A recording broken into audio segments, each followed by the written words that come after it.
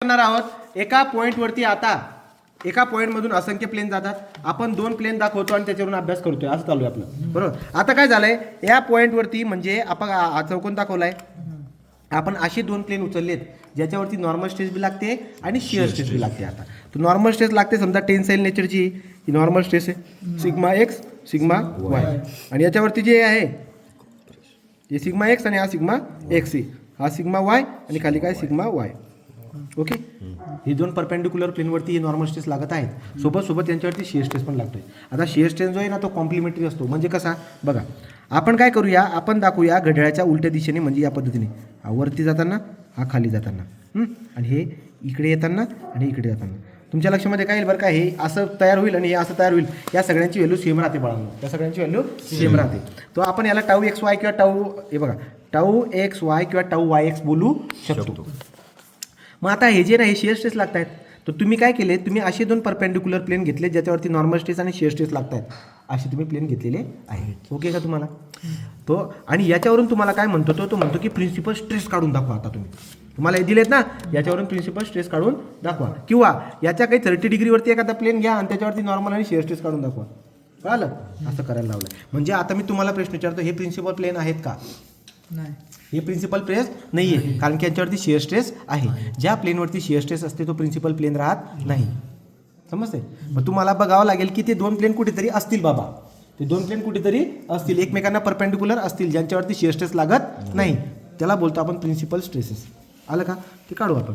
बरं, मग आता जर का असं लागत असेल, आता विचार करा, या व्हर्टिकल प्लेनवरती हा जो टाऊ एक्स वाय याची डायरेक्शन बघा बरं रे, या व्हर्टिकल प्लेनवरती हा कसा फिरतो माहिती आहे, घड्याळाच्या उलट्या दिशेने, घड्याळाच्या उलट्या दिशेने. याला बोलतात अँटी क्लॉकवाईज, आणि हा अँटी क्लॉकवाईज आपण घेणार आहे पॉझिटिव्ह. व्हर्टिकल फेसेसवरती जो शिअर स्ट्रेस लागतोय, व्हर्टिकल फेसेसवरती जो शिअर स्ट्रेस लागतोय तो अँटी क्लॉकवाईज डायरेक्शनमध्ये, जो की आपण काय घेणार पॉझिटिव्ह. तो काय घेणार आपण पॉझिटिव्ह. आता या उभ्या प्लेन सोबत किंवा कोणासोबत बी कुठल्या तरी अँगलवरती जर का तुम्हाला नॉर्मल आणि शिअर स्ट्रेस विचारली असेल, तर फॉर्म्युला काय आपला सेम. बघा, 1 नंबर काय, नॉर्मल स्ट्रेस. नॉर्मल स्ट्रेस, हे नॉर्मल स्ट्रेस कसं काढणार बाळांनो, नॉर्मल स्ट्रेस कसं काढणार, फॉर्म्युला आपल्याकडे sigma n is equal to sigma x plus sigma Y by 2 plus sigma x minus sigma Y by 2 cos 2 theta minus tau sine 2 theta. आलं का लक्षात. जर तुम्हाला समजा शिअर स्ट्रेस काढायचा असेल, शिअर स्ट्रेस, तर शिअर स्ट्रेस कसं काढणार, शिअर स्ट्रेस येणार tau is equal to sigma, इथून पुढचं घ्यायचं बघा, इथून पुढचं घ्यायचं, sigma x minus sigma Y by 2, हा कॉसचा काय होऊन जातो साइन 2 थिटा, हा मायनसचा काय होऊन जातो प्लस, आणि हा होऊन जाईल टाऊ कॉस 2 थिटा. सगळं बदलून होऊन जाईल, सगळं काय होऊन जाईल प्लस. कुठं प्लस बघून घेऊ, फॉर्म्युले बघून घ्या, प्लस एका तिथं. ओके, म्हणजे हा जो आहे फॉर्म्युला सरसकट, हा इथं काय आपला प्लस, आणि इथं जर प्लस असेल तिथे काय असणार मायनस. अशा पद्धतीने आपला हा जनरल फॉर्म्युला झाला. कोणासाठी, जेव्हा आपण 2 परपेंडिक्युलर प्लेनवरती नॉर्मल स्ट्रेस सोबत शिअर स्ट्रेस देखील लागत असेल. व्हर्टिकल प्लेनवरती जो शिअर स्ट्रेस लागतोय त्याची डायरेक्शन बघा वरती खाली, म्हणजे असं बनवेल ना अँटी क्लॉकवाईज, त्यामुळे मी या टाऊची व्हॅल्यू जेव्हा घेईल तेव्हा मी पॉझिटिव्ह व्हॅल्यू घेईल. आलं का लक्षात. आणि जर व्हर्टिकल प्लेनवरती घड्याळाच्या दिशेने फिरत असतील तर टाऊची व्हॅल्यू मी निगेटिव्ह घेईल. अशा पद्धतीने आपण हे काय काढलं, नॉर्मल स्ट्रेस, शिअर स्ट्रेस. याच्यापुढे आपल्याला रिझल्टंट काढता येईल. आता रिझल्टंट आणि अँगल ऑफ ऑब्लिगिटी आपल्याला काढता येते, परंतु आता लक्षात घ्या,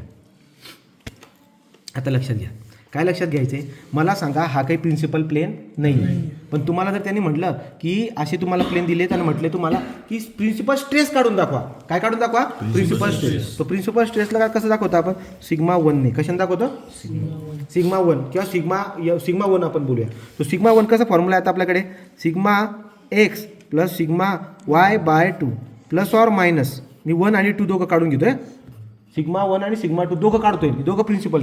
एकदा प्लस केलं तर सिग्मा 1 भेटेल, इथून मायनस केलं तर सिग्मा 2 भेटेल. अंडर रूटमध्ये काय असतं,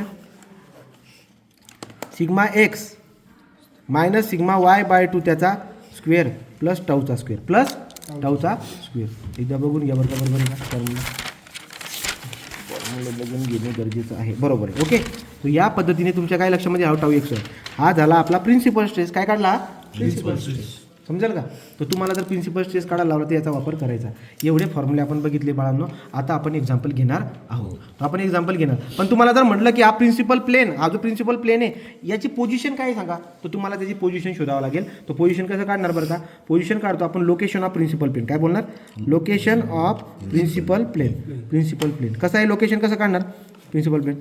tan 2 theta is equal to 2 tau divide by sigma x minus sigma y. Tau पण दिलाय तुम्हाला, एका आकृतीमध्ये टाऊ दिलेला आहे, सिग्मा एक्स सिग्मा वाय सगळं दिलं आहे. मग फॉर्म्युला काय बरं का? तो लोकेशन ऑफ प्रिन्सिपल प्लेनचा फॉर्म्युला काय? tan theta is equal to 2 tau divide by sigma x minus sigma y. Sigma x minus sigma y अशा पद्धतीने आपल्याला फाइंड आउट करता येईल.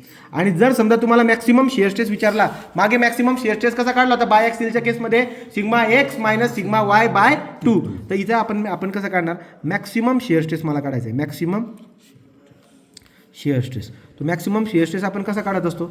मॅक्सिमम शिअर स्ट्रेस आपण फाइंड आउट करणार बाळांनो, ही पुढची बाजू बघा कुठली, ही वाली, ही जी आहे ना, हे वाला प्लस ऑर मायनस हेच आपलं काय राहतं मॅक्सिमम शिअर स्ट्रेस. म्हणजे काय फॉर्म्युला येईल बघा, sigma x minus sigma Y by 2 त्याचा स्क्वेअर प्लस टाऊचा स्क्वेअर प्लस ऑर मायनस, हे जे काही असणार आहे आपलं, हे काय असणार आहे मॅक्सिमम शिअर स्ट्रेस. किंवा दुसरा फॉर्म्युला काय तुमच्याकडे? मॅक्सिमम टाऊ मॅक्स काढायचा. दुसरा फॉर्म्युला आपल्याकडे tau 1 minus sigma 1 major principal stress minus minor principal stress divide by 2 असं तुम्हाला करावं लागेल. तर हे सगळ्या गोष्टी कधी कळतील? जेव्हा तुम्ही एक्झाम्पल घेणार. तर एक्झाम्पल घेऊ आपण आणि त्याच्यानंतर याला आपण सॉल्व्ह करण्याचा प्रयत्न करूया.